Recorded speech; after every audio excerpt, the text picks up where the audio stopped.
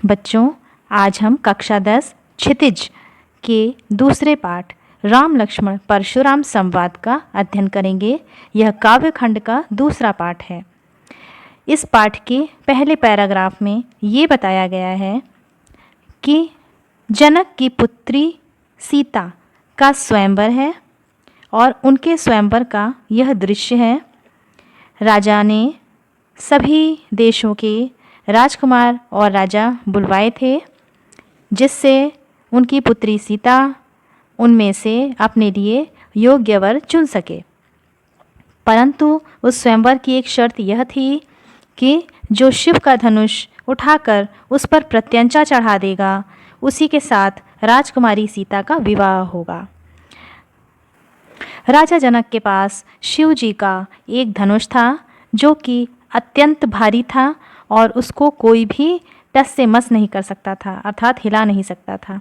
लेकिन सीता जी ने एक बार उस धनुष को उठाकर एक स्थान से दूसरे स्थान पर रख दिया। यह दृश्य राजा जनक ने देख लिया और उनको सीता जी की शक्ति का बोध हुआ और इसी कारण उन्होंने यह विचार उनके मन में आया कि जितनी शक्तिशाली और विलक्षण प्रतिभा की धनी सीता जी हैं, उन्हीं के समान उनका वर भी होना चाहिए। यही सोचकर उन्होंने स्वयंवर की सभा रखी। स्वयंवर की इस सभा में सभी राजकुमार और राजाओं सहित रावण भी आया था।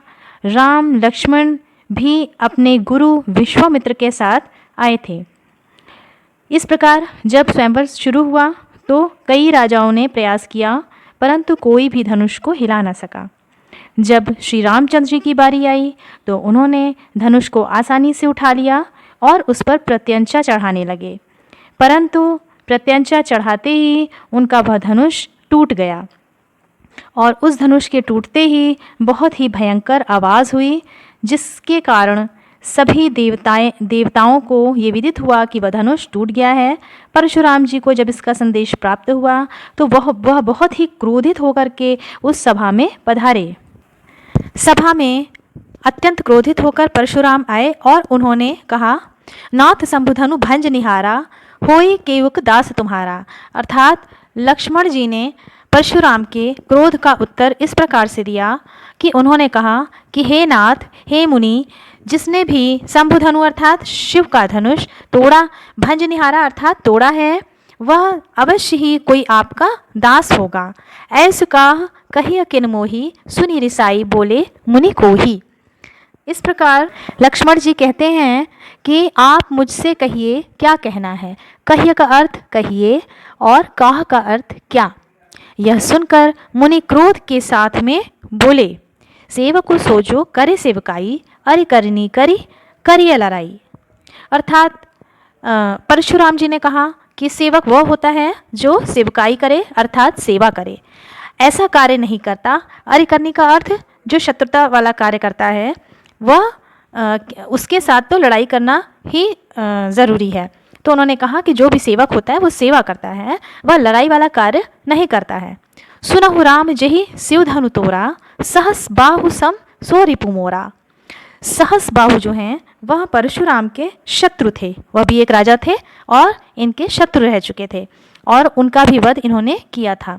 सुनहु राम जय शिवधनु तोरा अर्थात उन्होंने राम की ओर मुँह करके कहा कि राम तुम सुन लो ध्यान से, जिसने भी शिव का धनुष तोड़ा है वह सहस बाहु के समान ही, सम मतलब समान, रिपु अर्थात शत्रु, वह समबाहु के समान ही मेरा शत्रु है।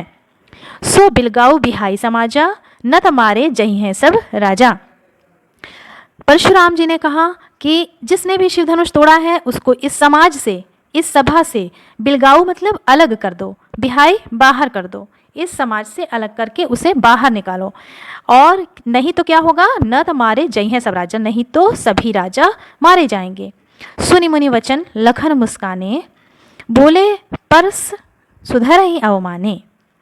तो मुनि के वचन को सुनकर लखन मुस्काने लगे और उन्होंने परशुराम से उनकी बात की अवहेलना करके, उनकी बात का अपमान करके कहा, बहुधनुई तोरी लड़काई कबहु ना असिरिस कीने गोसाई, कि हमने बहुत सारी धनुइयाँ लड़काई में तोड़ी हैं बचपन में। लड़काई मतलब बचपन में हमने तो बहुत सारी धनुइयाँ तोड़ी हैं। छोटे छोटे जो धनुष होते हैं उनको धनु ही कहते हैं।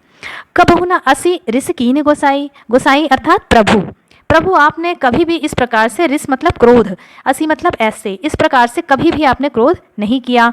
एह धनु पर ममता के ही हेतु सुनि रसाई कह भृगकुल केतु। और लक्ष्मण जी ने कहा कि इस धनुष पर ही आपकी ममता क्यों है, इस धनुष से ही आपको इतना प्रेम क्यों है। हेतु माने के लिए, इस धनुष के लिए।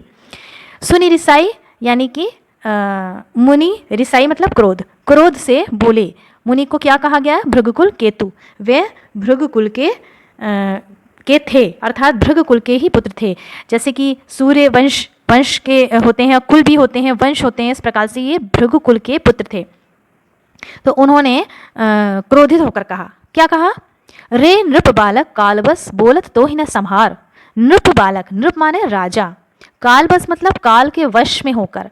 तो उन्होंने गुस्से में कहा, क्रोधित होकर के, कि राजा के पुत्र अर्थात राजकुमार, हे राजकुमार, तुम काल के वश में होकर के बोल रहे हो, थोड़ा संभाल के बोलो।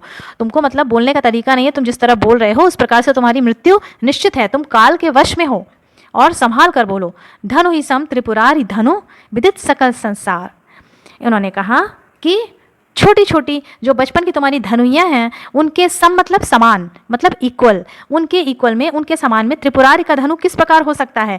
उनका धनुष, त्रिपुरारी मतलब शिव जी का धनुष, और जो छोटी धनुइयाँ तुम बचपन में खेला करते थे उनमें क्या अंतर है और क्या समानता है, ये विदित सकल संसार अर्थात ये पूरा संसार जानता है कि वह धनुष जो अभी तोड़ा है तुमने, वह त्रिपुरारी का धनुष है, शिव जी का धनुष है, और उसको तोड़ना शिव जी का अपमान करना है, और शिव जी का अपमान मेरा अपमान है। इसलिए वह लक्ष्मण पर और राम जी पर क्रोधित हो रहे हैं।